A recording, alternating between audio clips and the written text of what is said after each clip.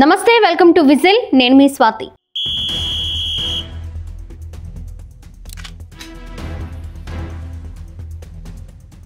మాజీ మంత్రి వైఎస్ఆర్సీపీ నేత జోగి రమేష్ గత ప్రభుత్వంలో అధికారం అండతో అడ్డగోలుగా చేసిన అక్రమాలు ఒక్కొక్కటిగా వెలుగులోకి వస్తున్నాయి. జోగి మంత్రిగా ఉన్నప్పుడు కృత్తివెన్ను మండలం ఇంతేరులోని మడ పంచాయతీ భూములను ప్రైవేటు భూములని చెప్పి పలువురు నుంచి 90 లక్షలు వసూలు చేసిన వైనంపై ఆయన అనుచరులు 5గురిపై కృత్తివెన్ను ఠాణాలో కేసు నమోదైంది.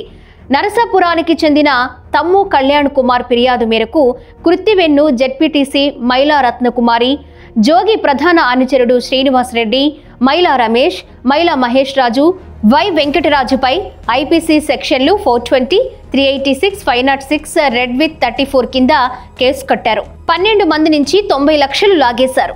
ఇంతేరులో సర్వే నంబర్ 94లోని 30 ఎకరాల మడ పంచాయతీ భూమిని ప్రైవేటు భూమి అని చెప్పి ఎకరం 3 లక్షలకే ఇస్తున్నామంటూ బేరం పెట్టారు. ఒక్కొక్కరికి 2.5 ఎకరాల అగ్రిమెంట్ చేస్తామని 12 మంది నుంచి 7.50 లక్షల చొప్పున వసూలు చేశారు. భూమి తమదేనని నమ్మించేందుకు అగ్రిమెంట్లు చేసుకుని తొలుత అడ్వాన్స్ తీసుకుని జోగి వద్దకు వెళ్లి మాట్లాడాక మిగిలిన డబ్బులు తీసుకున్నారని బాధితులు వాపోతున్నారు.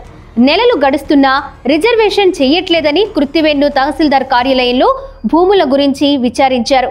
అవి మడ భూములని తేలడంతో తమ డబ్బులు తిరిగివ్వాలని జోగి ఆయన అనుచరులను అడిగితే ప్రభుత్వం తమదేనని ఏదో విధంగా రిజిస్ట్రేషన్ చేయించి ఇబ్బంది లేకుండా ఇస్తామని నమ్మించారు. ఇక 2021లో ఘటన జరిగినా అప్పుడు జోగి మంత్రిగా ఉండడం, డబ్బులు అడిగితే చంపుతామంటూ అనుచరులు బెదిరింపులకు దిగడంతో ఎక్కడా ఫిర్యాదు చేయలేదు. ఇక ప్రభుత్వం మారాక తమ డబ్బులు ఇప్పించాలని పోలీసులను ఆశ్రయించారు.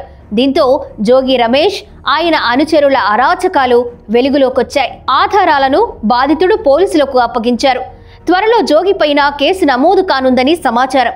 ఇక మరోవైపు జోగి హయాంలో సాగిన జూదాలు, మట్టి మాఫియా, అక్రమ విద్యుత్ కనెక్షన్లు, చెరువుల తవ్వకాలు తదితర వాటిపై పోలీసులు ఆధారాలు సేకరిస్తున్నట్లు సమాచారం. త్వరలో ఈ అక్రమాలపై డీఎస్పీ స్థాయి అధికారులతో సిట్ ఏర్పాటు చేస్తున్నారని పోలీసు వర్గాల్లో చర్చలు వినిపిస్తున్నాయి.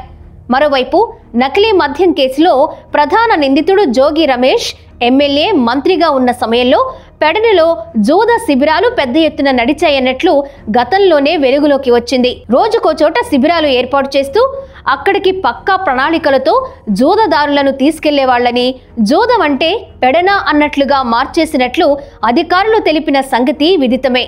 విజయవాడ, మచిలీపట్నంతో పాటు ఉమ్మడి తూర్పు, పశ్చిమ గోదావరి జిల్లాలు, హైదరాబాద్ నుంచి కూడా ఇక్కడికి నిత్యం జూదరులు తరలి వెళ్లేవాళ్లు.